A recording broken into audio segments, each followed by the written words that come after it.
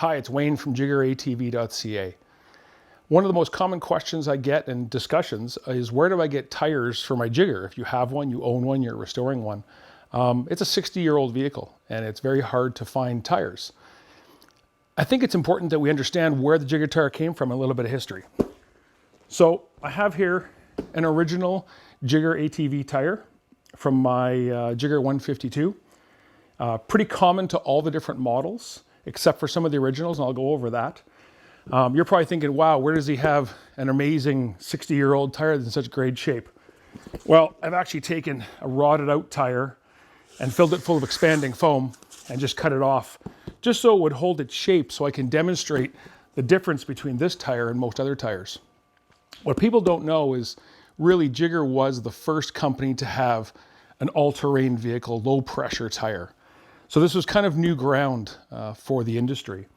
So for those of you who don't know, the Jiger ATV tire is actually considered a disposable tire. That was the whole purpose from the beginning. You'll see here that the rubber is actually bonded to the wheel and it's one piece. So you get a hole in this tire, you didn't fix it, you threw it away, which is great if everybody in the industry was making these tires. Problem you have is now, 60 years later, nobody's making these tires. So what do we do?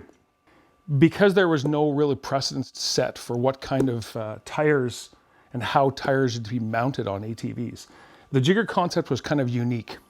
It had a single bolt attachment point. So the shaft had a collar and a ring with dimples on it. Now, just show here on the other side, you can see the dimpled areas here, here, here on the inside of the wheel hub that the collar would lock into. And then the center part with the single bolt would go into this cone-shaped piece in the middle here with the nut and the washer on the back side. This is the collar that would go in. You can see the 4 dimples. This is the way it go in and it locks in place. This is where the single bolt would go in. So you have a single bolt with a washer and that would lock the tire in place. Here is a slightly cone-shaped piece that would lock into the tire and a 1-bolt attachment point. So 1-bolt attachment washer would lock the wheel from coming off, but all the weight and stress is actually on the collar and on the inner part of the wheel and not on the nut. Very unique design. Difficulty is nobody really has this design anymore. If any of you have the Versatrek Jigger, the hydraulic Jigger, which is a different company that came out afterwards,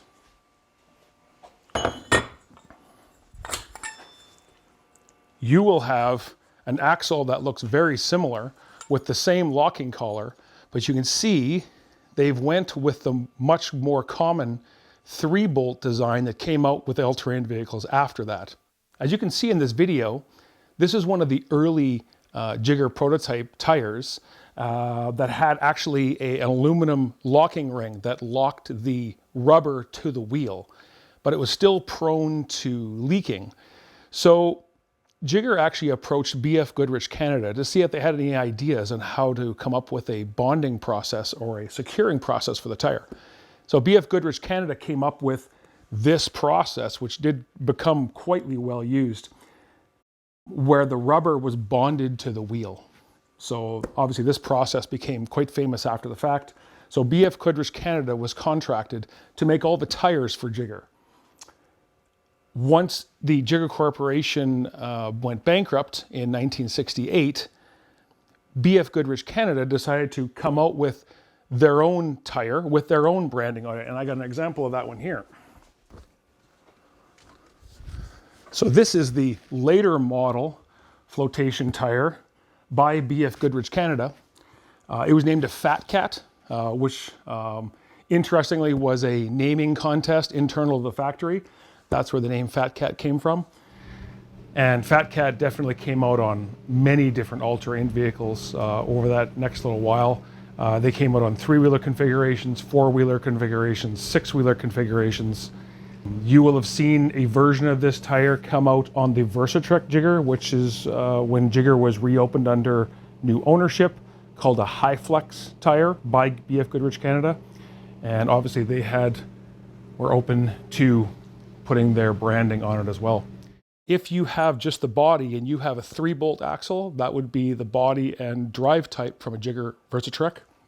If you have the original single post, single bolt, you have an original Jiger drive system. So I hope that was helpful.